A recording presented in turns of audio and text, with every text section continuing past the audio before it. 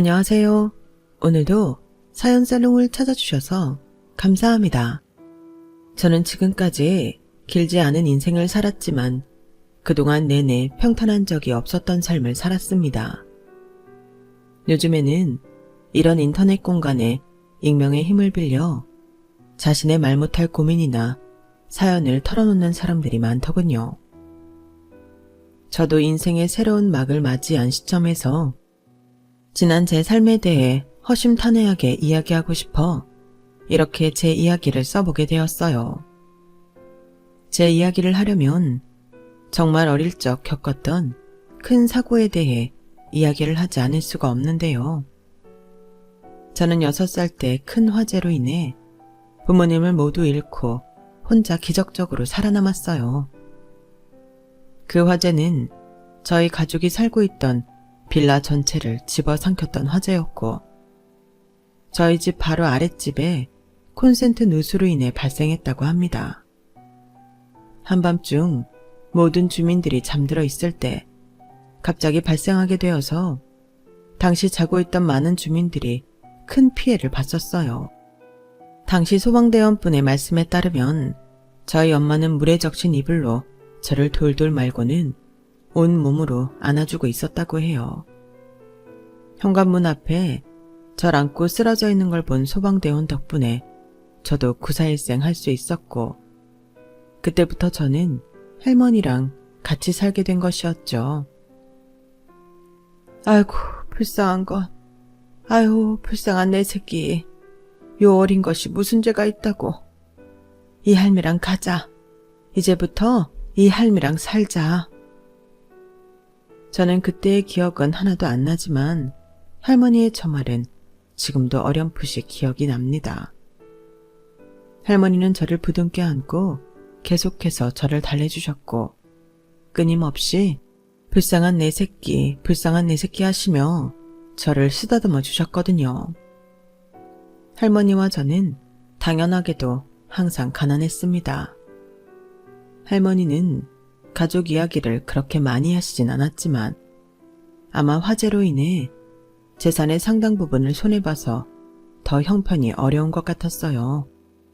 할머니는 늘 구분등으로 뒷동산에 새벽 일찍 올라가 캐온 나물들을 시장에 팔기도 하고 주말이면 폐지나 빈병을 주워 팔기도 하시면서 절 키워주셨죠.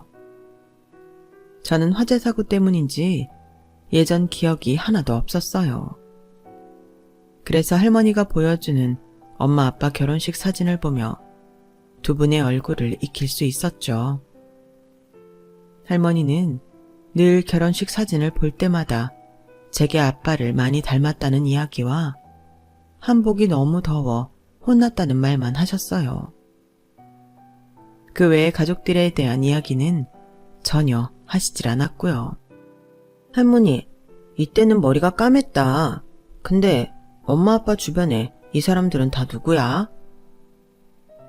알 거 없어. 그 사람들은 그냥 들러리고 너는 네 애미애비만 기억하면 된다. 이제 그만 보고 자. 이 사람들은 가족 아니야? 근데 왜 우리는 우리 둘만 살아? 친구들인가? 가족 아니야. 가족은 너랑 나 둘뿐이다. 얼른 자라니까. 그래서 저는 할머니 말대로 가족은 저희 둘뿐이라고 생각하고 살았습니다. 저희가 살던 곳은 경기도 외곽 쪽이었는데 당시만 해도 그냥 시골이었어요. 몇몇 동네에 신도시가 들어선다 어쩐다 해서 동네 분위기가 어수선했던 기억은 나지만 그때 당시 고작 어린 아이였던 제가 뭘 알았겠나요. 그저 할머니 도와 시장에서 장사를 하거나 아니면 친구들이랑 칼싸움을 하며 뛰어놀기 바빴죠. 그런데 제게는 치명적인 단점이 하나 있었어요. 또래 친구들보다도 훨씬 더 불을 무서워한다는 것이었습니다. 하루는 친구들이 어디서 돋보기를 가져와 불장난을 하고 노는데 아무것도 모르고 같이 놀던 제가 한순간에 눈을 까디집고 발작을 일으킨 거였어요. 애들이 놀라 시장으로 뛰어갔고 소식을 들은 할머니가 장사하던 걸 다 내팽개치고 제게 달려오셨었죠. 그게 시작이었어요. 저는 그 후 TV 뉴스에 나오는 화제 뉴스만 봐도 벌벌 떨면서 오줌을 지렸고 멋모르는 동네 아이들은 그런 저를 놀리기 바빴죠. 이영구 또 오줌 싸. 남자가 돼서 불이 뭐가 무섭다는 거야. 아, 이거 완전 겁쟁이네. 야, 이영구 또 오줌 쌌어. 그럼 저는 아무것도 못하고 울고만 있었고 애들이 놀라는 소리에 매번 할머니가 달려오셔서 애들을 내쫓고 저를 데려가 주셨어요. 그리고 몇 번 그런 일이 반복되자 아예 저를 데리고 시장에 같이 가셔서 장사를 하셨고 일부러 저에게 매일 저녁마다 라면을 끓이게 하셨어요. 저는 항상 무섭다며 울고 할머니는 제 엉덩이를 때려가면서까지 어떻게든 라면을 완성하게 하셨죠.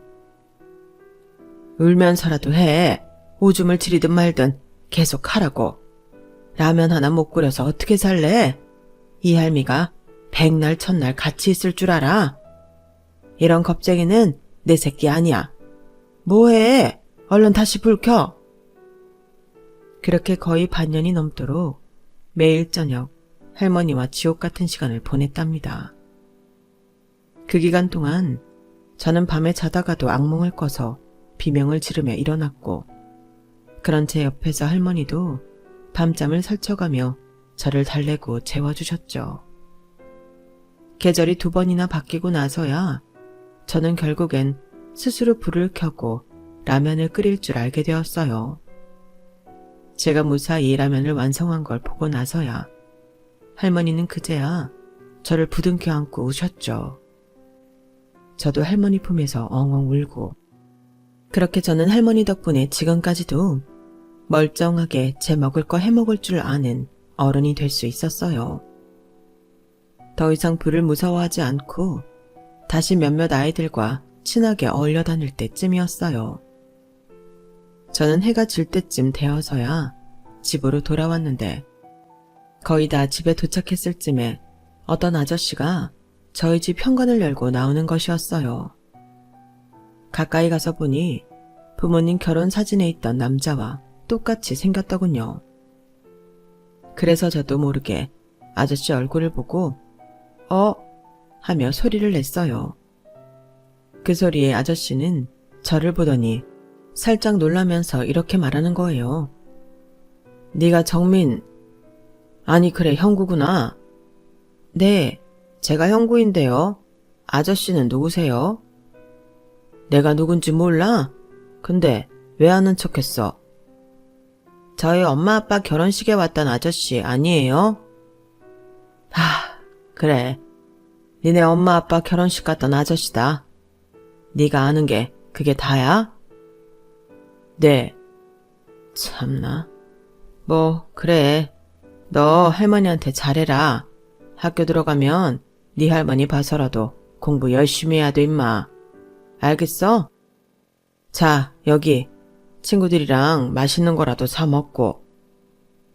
그러면서 지갑에서 10,000원 2장을 꺼내 제게 주더군요. 그때까지 동전만 제대로 써봤지 10,000원짜리 지폐를 그것도 2장이나 한꺼번에 받아서 눈이 휘둥그레졌던 기억이 나네요. 아저씨는 그대로 길을 떠났고 저는 부푼 마음으로 지폐를 꼭 쥐고 집으로 들어갔죠. 제가 할머니를 부르며 다가가자 할머니는 흠칫 놀라더니 저에게 무서운 표정으로 묻더군요. 너 오면서 누구 봤어? 처음 보는 할머니 표정이 깜짝 놀랐어요. 할머니가 저를 훈육하실 때도 무서웠던 적은 단 한 번도 없었는데 그때 그 표정은 정말 잊혀지지가 않을 정도로 무서웠어요. 어린 마음에 놀란 저는 본능적으로 주머니에 손을 쏙 넣으면서 거짓말을 했습니다. 아무도 안 봤어. 아무도 안 봤어? 확실해? 왜? 누구 왔어? 할머니는 제 표정을 살피더니 후다닥 안방에서 부모님의 결혼식 사진을 가지고 와 방금 그 아저씨를 딱 손으로 가리켰어요. 너 혹시라도 이 아저씨 만나면 뒤도 돌아보지 말고 일단 도망쳐. 알았어? 알았어. 근데 왜? 할미가 그러라면 그렇게 해. 여기 있는 이 아줌마 아저씨들도 마찬가지야. 이 사람들이 갑자기 나타나서 무슨 소리로 깨어내든 절대 따라가지 마. 무조건 도망치란 말이야. 알았어. 이 사람들이 너만 보면 잡아갈지도 모르니까 할미 말 꼭 들어. 알았어? 그렇게 할머니는 제게 신신당부를 하셨고 저는 일단 알았다고 대답해 그 상황을 넘겼어요. 솔직히 그 아저씨가 그렇게 저를 잡아먹을 것 같아 보이지는 않았지만요. 그 일이 있고 난 뒤 저는 얼마 후에 학교에 다니기 시작했습니다. 저희 동네에서 가까운 곳에 오래된 학교가 하나 있긴 했지만 할머니는 저를 조금 더 먼 새로 지은 학교로 보내셨어요. 그리고 저는 그곳에서 처음으로 저희 집이 가난하다는 사실을 알게 되었죠. 저희 동네 친구들이야 매일같이 나뭇가지, 돌멩이 같은 거나 가지고 놀 줄 알았지 학원이니 과외니 하는 건 전혀 몰랐거든요. 그리고 당연히 그때는 한글도 처음 배우는 거였어요. 하지만 학교 아이들은 글을 쓸 줄 아는 것은 물론 TV에 나오는 외국인같이 영어도 잘하더라고요. 게다가 다달이 새로운 옷을 사서 입고 오고 부모님이 차를 몰고 오는 것도 그 애들한테는 당연한 거였죠. 쉬는 시간에는 같은 학원을 다니는 친구들끼리 수다를 떨고 수업이 끝나니 우르르 같은 학원차에 올라타서 가버리더군요. 당연히 저는 아이들이랑 어울릴 수가 없었어요. 도무지 대화가 통하질 않았으니까요. 그런데 정말 충격적이었던 것은 짝꿍이었던 여자아이의 말이었어요. 미술 시간이 되자 가방에서 색연필 세트를 꺼내더니 제게도 자기 색연필을 쓰라고 내미는 거예요. 야, 오늘 준비물 색연필이야. 너도 내 거 같이 써. 알고 있어. 근데 왜 네 거를 빌려줘? 너 색연필 없잖아. 어떻게 알았어? 너희 집 가난하잖아. 지금 생각해보면 그 아이는 선의를 베푸려고 했던 게 더 컸던 것 같아요. 다만 어려서 어떤 말을 가려야 하는지 아닌지 판단을 못했을 뿐이죠. 덕분에 저는 커다란 충격을 받았고 얼굴이 새빨개진 채로 짝꿍의 색연필을 빌려 썼어요. 준비물도 제대로 못 챙겨오고 다른 아이들보다 공부도 눈에 띄게 못하고 대화도 안 통하는 가난뱅이인 제 자신이 너무나 창피하더라고요. 그래서 저는 그나마 남들보다 잘할 수 있는 걸 하기 시작했는데 그게 바로 공부였습니다. 생각해보면 다른 애들과 저와의 공통점이 딱 하나, 같은 교실에서 같은 수업을 받는다는 거였어요. 저는 그것만이라도 잘해보자는 생각을 하게 된 거죠. 친구도 없고 돈도 없는 저에게는 그 누구보다도 시간이 많았으니까요. 저는 저에게 있는 시간을 전부 투자해서 공부를 하기 시작했고 성적은 눈에 띄게 좋아지게 되었답니다. 중학교에 올라가게 되니 전교에서 등수를 다투는 학생이 되었고 더 이상 저를 가난하다고 무리에 껴주지 않거나 피하는 애들은 없어졌어요. 아무래도 저는 일찍 철이 들 수밖에 없는 환경이었는데 아무리 생각해도 제가 계속해서 공부를 잘 해야만 나중에 빨리 큰 돈을 벌고 할머니랑 편하게 살 수가 있겠더라고요. 그래서 공부를 더더욱 손에서 놓을 수가 없었죠. 제가 중학교에 진학할 때 할머니는 더 이상 나무를 캐시지 않고 집에서 김밥을 여러 줄 말하다가 파시곤 했는데 동네 아주머니가 그 모습을 보고 저희 할머니에게 일자리를 제안해 주셨어요.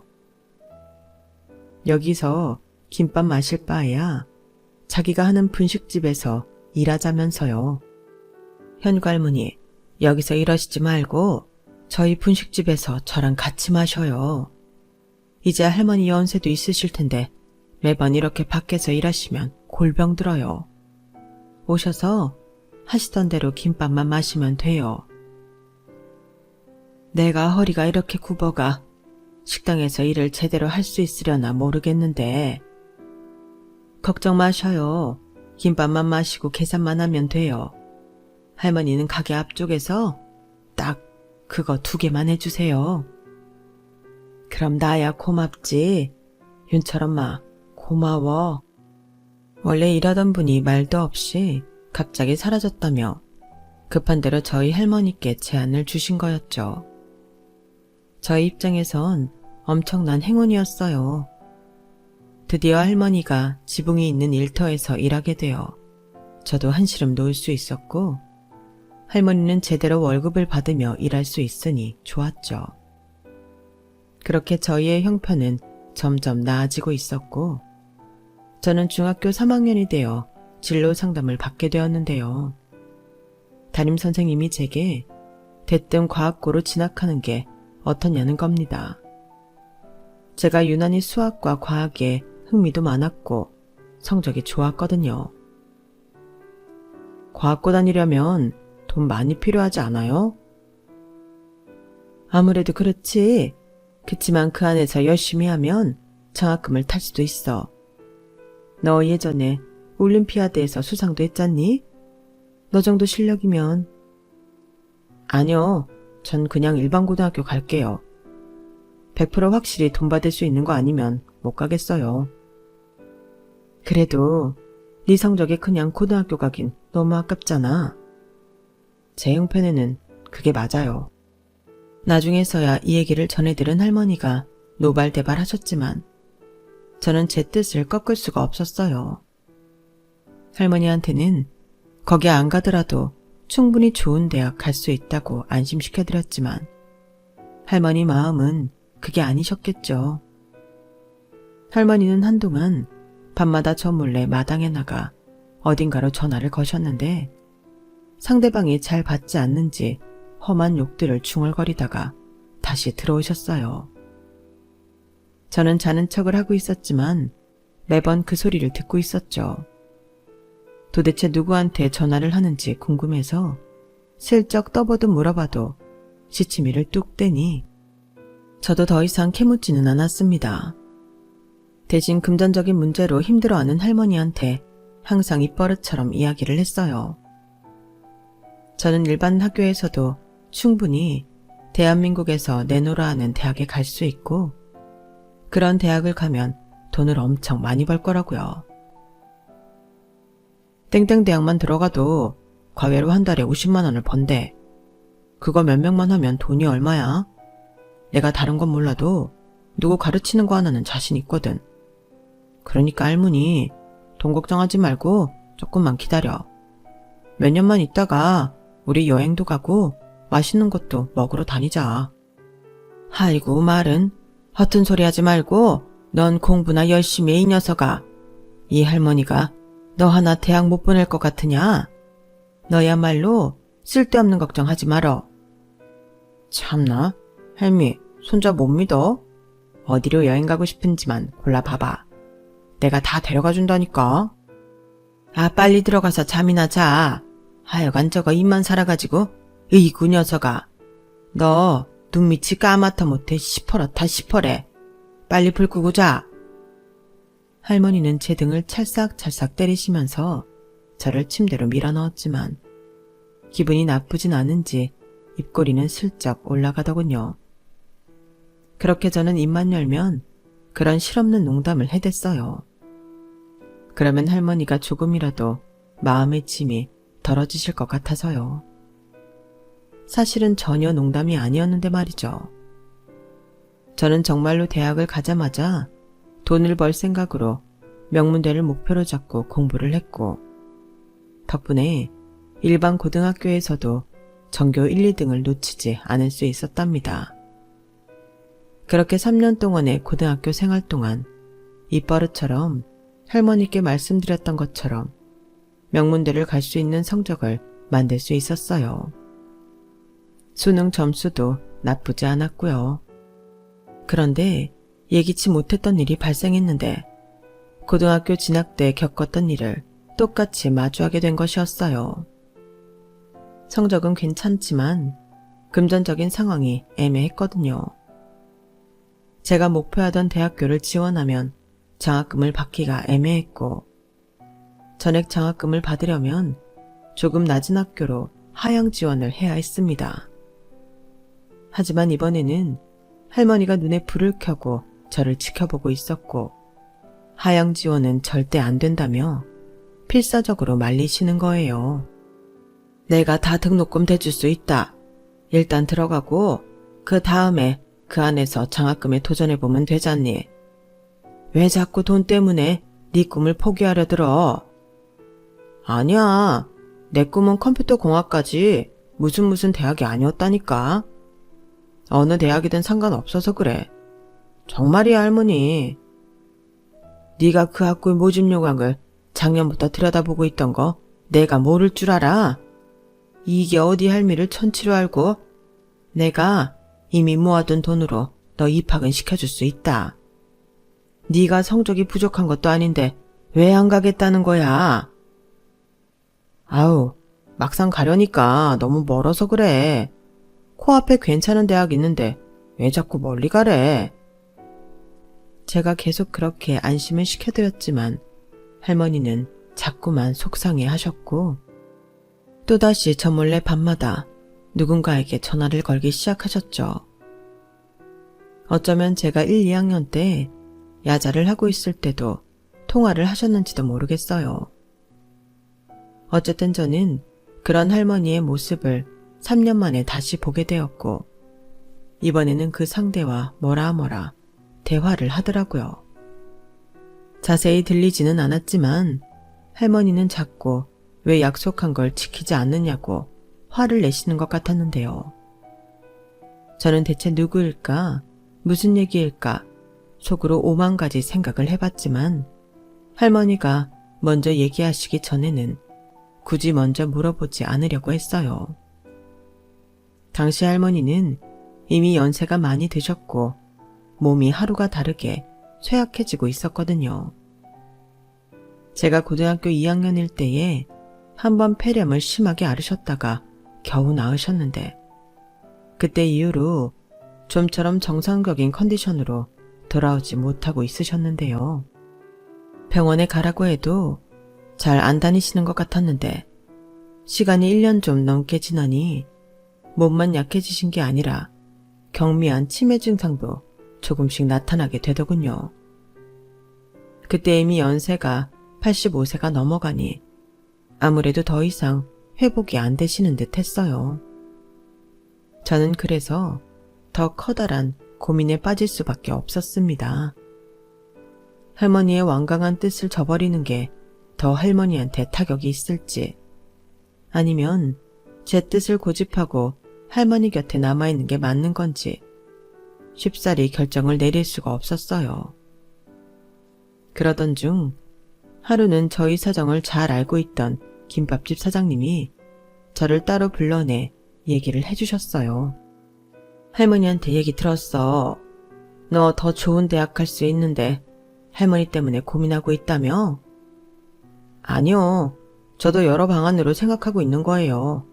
굳이 멀리까지 학교 다닐 이유는 없으니까요. 내가 같이 일하면서 할머니를 잘 봐드릴 테니 할머니 걱정 말고 네 진로에 유리한 방향으로 결정하렴. 우리 현구 효자인 거 온 동네 사람들이 잘 알고 있지. 근데 할머니 마음은 그게 아니야. 네 진로에 할머니가 걸림돌이 된다고 생각하면 아마 더 힘들어 하실 거다. 내가 큰 돈은 아니지만 조금 챙겨왔어. 이 돈도 같이 보태고 그냥 할머니 뜻대로 해드려. 그게 할머니 위하는 길이야. 감사하게도 분식집 사장님이 할머니를 잘 돌봐주신다며 저에게 용돈도 쥐어주셨어요. 그리고 실제로 사장님은 제가 군대에 가 있는 동안 할머니를 분식집에 앉혀놓고 일을 하시면서 저 대신 할머니를 돌봐드렸어요. 얼마나 감사한 일인지 모릅니다. 저는 고민 끝에 결국 할머니 뜻대로 저희 집에서 멀리 있는 조금 더 좋은 대학에 원서를 넣었어요. 합격을 하고 할머니가 주신 돈에 제 알바비를 보태 어찌어찌 등록은 했지만 전공 서적 비용이며 기타 부수적인 돈을 해결할 수가 없어서 저는 차라리 군대를 선택했습니다. 어차피 언젠간 가야 하는 곳이고 군대에서는 숙식이 모두 해결이 되니까요. 쥐꼬리만한 돈이지만 월급도 받을 수가 있었고요. 그리고 어차피 갈 군대라면 할머니의 병세가 더 심해질 때 가는 것보다 차라리 먼저 후딱 다녀오는 게 나을 것 같았거든요. 저는 김밥집 사장님과 동네 이웃분들께 저희 할머니를 잘 부탁드린다고 간곡히 말씀을 드리고 입대를 했습니다. 군대를 가니 오히려 저는 마음이 편하고 좋았어요. 제때 먹여주고 재워주고 몸은 힘들었지만 그래도 마음만은 편했던 게 사실이었죠.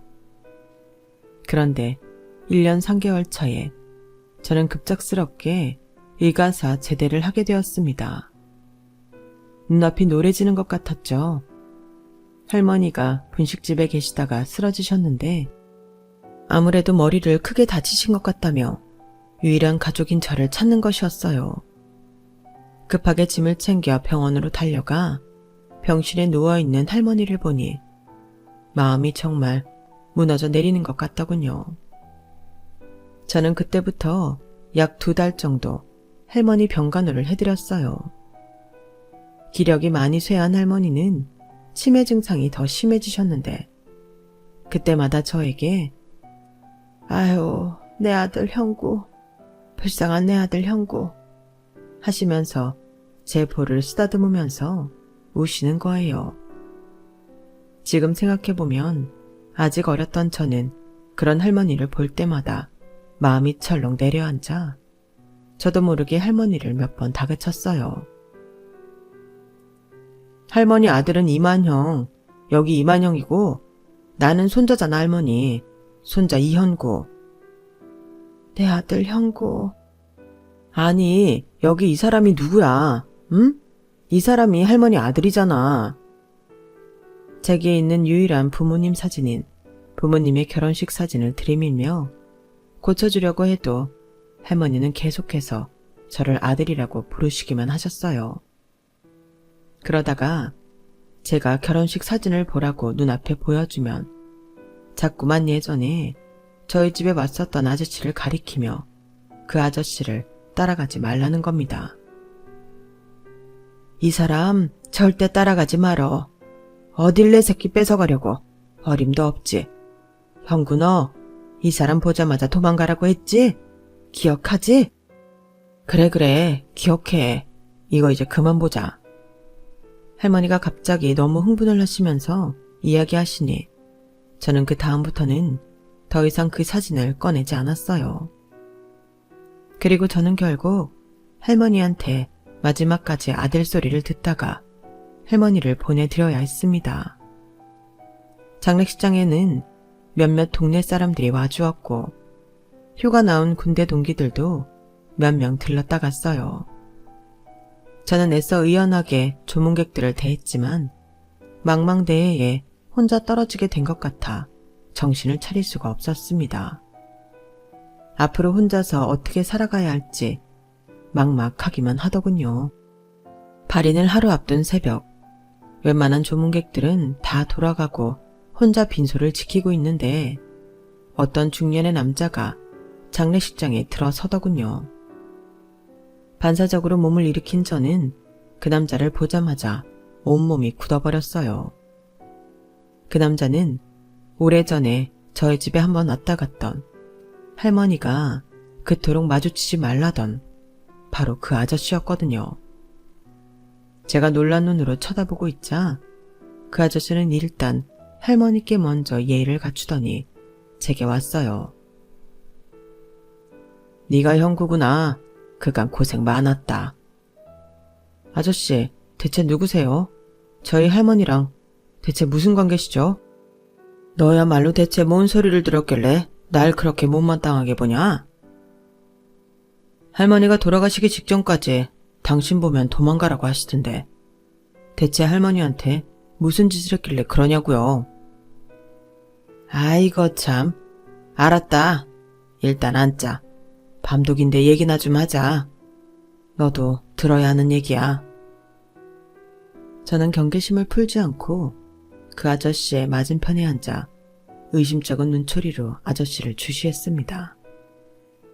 할머니가 그렇게까지 얘기한 데엔 그만한 이유가 있었을 거니까요. 그런데 아저씨의 입에서 시작된 이야기는 너무나 충격적인 내용이었어요. 그간 제가 알고 살았던 제 세상이 전부 뒤바뀌는 이야기였죠. 아저씨의 이야기는 아주 먼 옛날 저희 아빠가 어렸던 시절부터 시작을 하더군요. 저희 아빠는 6남매 중 5째 아들로 어려서부터 머리는 좋으나 욕심이 많지 않았다고 해요. 그리고 욕심 많은 형과 누나들 사이에서 혼자 유일하게 막내를 챙겨주고 업어 키우다시피 했는데 그 막내가 바로 절 찾아온 그 아저씨라고 합니다. 그분은 그냥 아저씨가 아니라 제 작은 아버지였던 것이죠. 제 친할머니는 작은 아버지를 출산한 지 얼마 지나지 않아 병으로 세상을 떠나셨는데 할아버지는 회사 일로 집에 있을 때가 많지 않았고 막내 아들 육아를 전부 큰 자식들에게 맡기셨다고 합니다. 무관심한 할아버지와 욕심 많은 형 누나들로 인해 아빠와 작은 아버지는 늘 방치되어 있었다고 해요. 그런 두 사람을 챙겨준 건 앞집에 살고 있던 명순이 이모였는데 그분이 제 친할머니의 친한 친구이자 제가 할머니로 알고 있었던 그때까지 절 키워주신 분이었던 것이죠. 너희 왜 맨날 피죽도 못 얻어먹은 것처럼 길바닥에 있니? 형 누나들은 학교 갔는데 저희끼리 뭐 먹을 게 없어서요. 그럼 아무거나 주방에서 꺼내 먹으면 되지. 뭘 이러고 죽치고 앉아있단 말이야. 주방에 먹을 게 없어요. 형부가 니네 밥도 안 해주니? 너희 형 누나들이 밥 안 차려줘? 아빠와 작은 아버지 말에 집안을 잠깐 들어와 살펴본 명순이모는 하나도 관리가 안 되어 있는 집안을 보고는 할 말을 잃었다고 하네요. 젊었을 적 화마로 하나뿐인 아들을 잃은 뒤 남편마저 집을 나가버리자 명순이모는 그때까지 가족도 없이 홀로 살고 있었다고 해요. 어린 작은 아버지는 몇 번이나 명순이모가 낮잠을 자다가 악몽을 끄고 허우적거리는 걸 봤다고 합니다. 아들 잃은 슬픔에서 벗어나지 못하고 살던 명순이모는 오히려 당신 아들과 비슷한 또래인 아빠와 작은 아버지를 잘 쳐다도 보지 않고 딱딱하게 대하셨다고 해요. 괜히 두 사람을 잘 챙겨주다가 먼저 간 아들이 생각나면 더 상처를 들 쑤시는 꼴이 되니까요. 하지만 그런 아빠와 작은 아버지가 굶고 있으니 그건 또 지나칠 수가 없었는지 집으로 데려와 밥도 먹이고 쉬다 가라고 했대요. 그렇게 명순이모에게 키워진 아빠는 어려서부터 머리가 비상했던 터라 좋은 회사에 취직을 하고 엄마를 만나 결혼까지 하게 되었고 혼주자석이 비니 명순이 이모에게 부탁을 하셨다고 해요. 그래서 명순이 이모가 아빠의 엄마 노릇을 대신해주고 사진도 찍히게 된 것이라고요. 아빠는 실제로 명순 이모를 잘 대접해드려서 엄마 아빠의 신혼집과 가까운 곳에 거처도 마련해 주셨다고 하는데요. 그래서 저희 집에 화재가 났었던 그날 저희 가족의 비극을 가장 먼저 알게 된 것도 바로 명순 이모였다고 해요. 저희 집에 불이 난 걸 보고 혼비백산에서 달려온 명순 이모는 그 자리에서 까무러칠 뻔하셨다가 뒤늦게 소방관이 저를 안고 나오는 걸 보고 가까스로 정신을 차리셨다더군요. 또 한 번 자식 같던 저희 아빠를 화마로 잃게 된 명순 이모는 저희 부모님의 장례식장에서 엄청나게 슬퍼하셨는데 막상 장례식에 모인 가족들은 그 누구도 슬퍼해야 하는 사람이 없었다더군요. 그래서 만영이 재산은 어떻게 되는 거래? 정민이가 아직 미성년자라서 다 물려받지는 못할 거 아니야. 근데 왜 정민이만 그렇게 신경을 써? 우리도 직계가족인데 우리 몫도 있는 거 아니야? 설마 그 돈이 전부 정민이한테 넘어가지는 않겠지? 야, 당연히 아들이 있으면 아들한테 전부 가겠지, 이 멍청한 놈아. 정민이 데려다 키우는 사람이 재산도 관리할 수 있을 거야. 내가 데려다 키우는 게 나을 것 같은데? 우리 아들, 딸이랑 또래니까 애들끼리 친하게 지내기도 좋고. 두나가? 만영이 살아생전에 그렇게 못되게 굴어놓고 만영이 아들 잘만 키우겠다. 어떻게 사람이 그렇게 낯짝이 두껍냐? 아유, 내가 데려다 키울게. 쟤도 외국물 좀 먹으면서 커야 잘 클 거야. 오빠는 절대 안 되지. 데려갔다가 애를 또 얼마나 패려고. 오빠 전부인도 그러다가 야반도주한 거 아냐. 야, 말 가려해라. 너도 처맞고 싶냐? 근데 만약에 정민이도 걔네랑 같이 죽었으면 어떻게 되는 거야? 그 재산은 우리가 다 나눠 가지는 건가? 큰고모의 말에 다른 사람들은 동시에 지죽은 듯 조용해졌고 그때까지 말없이 듣다 못한 작은아버지가 진짜 다들 작작 좀 해라. 사람이냐? 지금 그게 장례식장에서 할 소리야. 하고 핀잔을 주니 친척 어른들은 전부 작은아버지를 윽박질렀다고 해요. 이게 막내 주제 어디 싸가지 없이 형 누나 얘기하는데 끼어들어. 죽을래? 막말로 니도 지금 어떻게든 콩고물이라도 주워 먹겠다고 죽치고 앉아있는 거 아니야.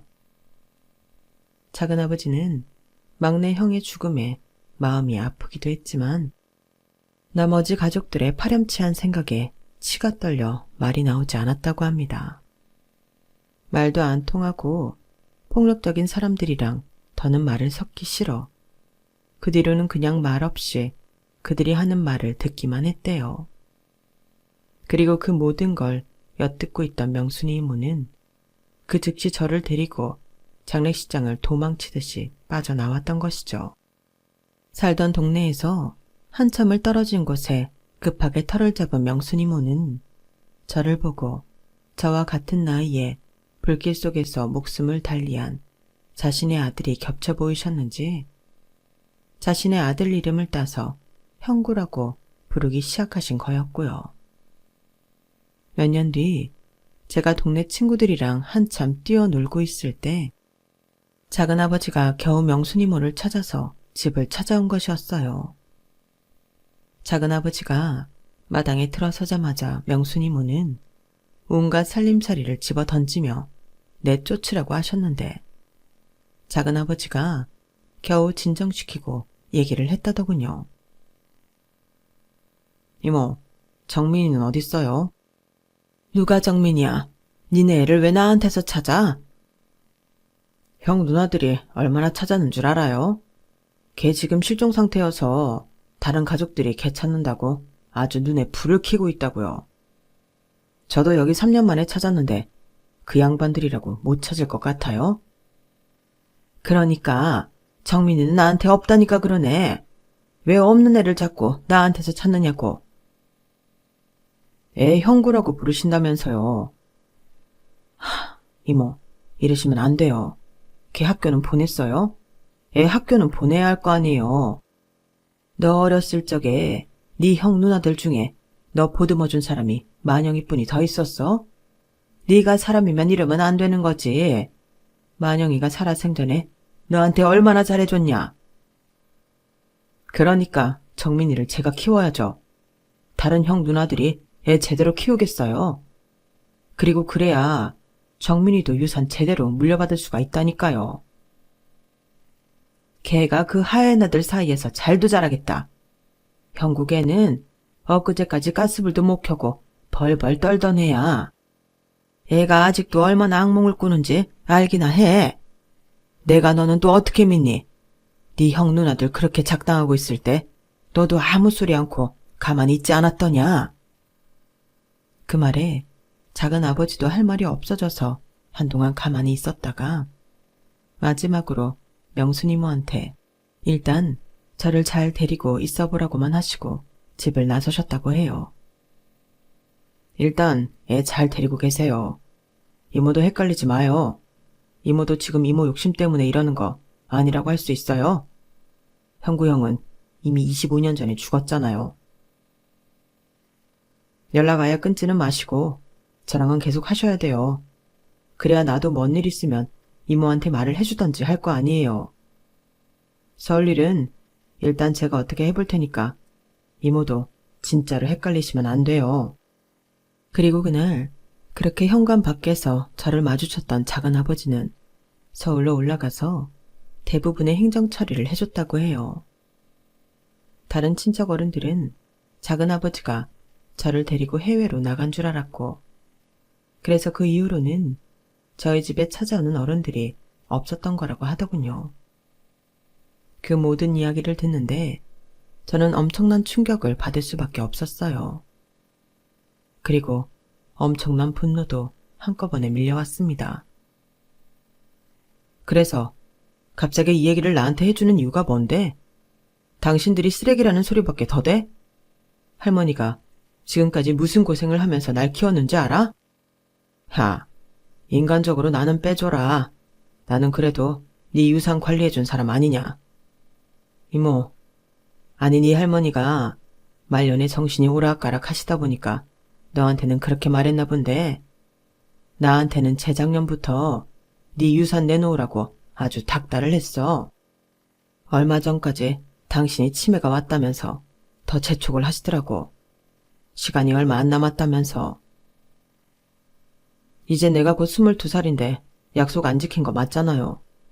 생일 되면 주기로 했다면서요. 나는 뭐 노냐? 나도 일 정리되는 대로 바로 온 거야 임마. 너 군대 간다니까 뭐 조금 늑장을 부리긴 했다만 일이 이렇게 될 줄 어떻게 알았겠냐? 자, 받아. 네 돈이다. 작은아버지는 볼멘 소리를 내며 제 앞으로 통장 하나를 툭 던져주셨어요. 열어보니 10억이라는 숫자가 찍혀 있더군요. 그걸 보니 더 화가 치밀어 오르더군요. 이런 돈이 있었으면 진작에 줬어야죠. 그러면 할머니가 그렇게 고통스럽게 가시지는 않았을 거잖아요. 이게 물에 빠진 거 구해줬더니 보따리 내놓으라고 하네. 야, 그 돈 지키는 게 쉬웠는 줄 아냐? 니네 큰고모 큰아빠들이 어떤 인간들인 줄 네가 알아? 참나, 수고비를 주지는 못할 망정. 언제 돈을 찾았던 어쨌든 찾자마자 바로 할머니한테 줬어야 하는 거 아니에요. 당신 입으로 어렸을 때 챙겨줬던 사람은 아빠랑 할머니밖에 없었다면서 어떻게 할머니가 그렇게 돌아가시도록 내버려 둘 수가 있어요. 이모가 시킨 거야 임마. 야, 치매가 뭔 병인지 몰라? 나중에는 이모가 어차피 늦을 거면 자기 가고 나서 너한테 주라고 했다고. 사람을 뭘로 보고 기껏 네 돈 손 안 대고 들고 왔구만. 할머니가 본인의 치료비로 쓰지 말라고 했다는 말에 저는 결국 그 자리에서 무너져 내릴 수밖에 없었습니다. 친할머니도 아닌데 자기 피부치도 아닌 저를 위해서 평생을 희생하면서 살았던 할머니가 너무 불쌍했어요. 그리고 그 은혜를 도저히 갚을 길도 없었고요. 할머니, 왜 그랬어? 나는 할머니 친자식도 아닌데. 평생 그렇게 할머니 좋은 옷 한 번 못 입고 좋은 음식 한 번 못 먹고 살았으면서 이렇게 가버리면 나는 어떻게 살라고. 조금만 더 살지. 나한테 조금만 더 시간을 주지 그랬어. 머리로는 할머니가 그런 결정을 내릴 수밖에 없었다는 게 이해가 되면서도 저는 한동안 정신을 못 차릴 정도로 슬퍼했어요. 사람이 죽으란 법은 없는지 할머니 운구하고 발인까지 진행하면서 정신 못 차리고 우는 저를 옆에서 작은아버지가 별 말 없이 챙겨주긴 하더군요. 모든 절차를 끝내고 집에 돌아갔을 때도 작은아버지는 약 일주일 정도는 저랑 같이 있어주다가 필요한 일 있으면 연락하라며 연락처를 주고 가셨어요. 저는 마음을 추스른 뒤에 복학을 했습니다. 할머니의 희생으로 가게 된 대학에서 도저히 학업에 소홀할 수가 없었죠. 저는 대학 내내 전액 장학금을 받으며 다니다가 졸업을 앞두고 동기들과 개발한 프로그램을 통해 커다란 돈을 벌 수도 있었네요. 그 돈으로 그간 저희 할머니와 저를 도와주셨던 동네 주민분들, 특히 분식집 사장님께 조금이나마 감사의 표시도 할 수가 있었어요. 하늘에서 할머니가 보시면 저를 참 자랑스러워 하실 수 있도록 저는 최선을 다해 열심히 선하게 살려고 노력했죠.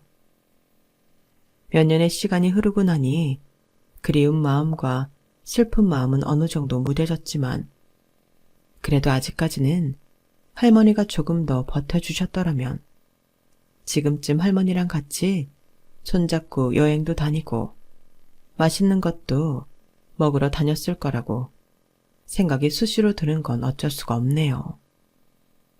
하지만 할머니는 제가 계속 슬퍼하는 걸 원치 않으실 테니 앞으로도 더 씩씩하게 살아갈 겁니다. 제 사연을 들어주신 분들도 모두 지금 계신 가족들한테 더 잘해주고 더 많이 좋은 시간을 보내시길 바랍니다. 행복하세요. 여러분, 사연 댓글에 응원과 현명한 조언 부탁드려요. 좋아요와 구독은 저에게 큰 힘이 됩니다. 오늘도 좋은 일 가득하세요.